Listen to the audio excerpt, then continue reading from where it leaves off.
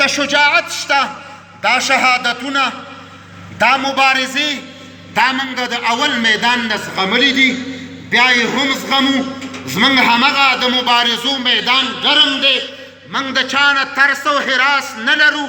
زموږ لاره برحقه ده، موږ پیروان د محمد رسول الله یو، موږ پیروان د صحابه کرامو یو، موږ پیروان د شهادتونو یو.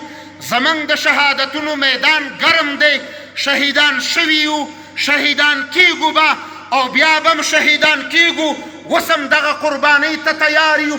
والله العظیم په مطاف کې، په منا کې، په مزدلفه کې، په عرفات کې مې په اخلاص د رب العالمین نه هغه شهادت غوښتی دی کوم کې چې رضا د اله العالمین مستر او مزمره ده، هغه شهادت مې د الله نه غوښتی. الله اکبر، الله اکبر، الله اکبر.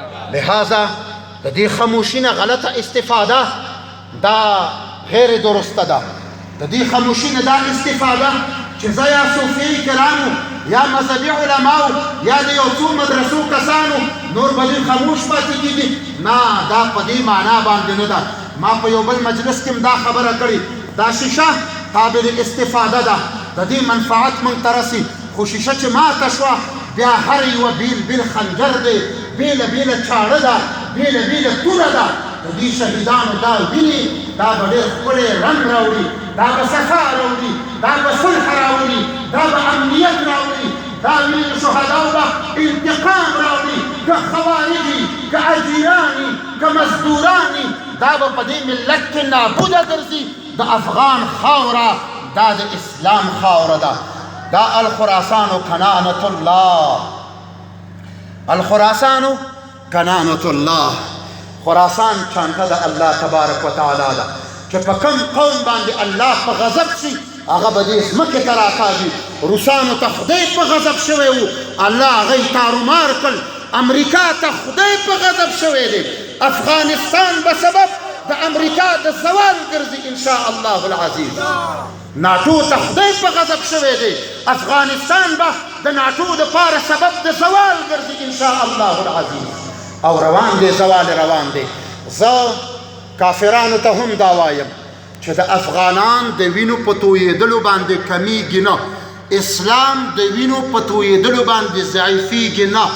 زه د پاچا مسی یم، زما د نیکه پاچا نوم دی، 4 زامن دي او 4 شهدا په یو کور کې لرو، 4 شهدا په یو کور کې لرو. موږ په شهادتونو باندې وروسته نه ځو، شهادتونه زموږ افتخار دی.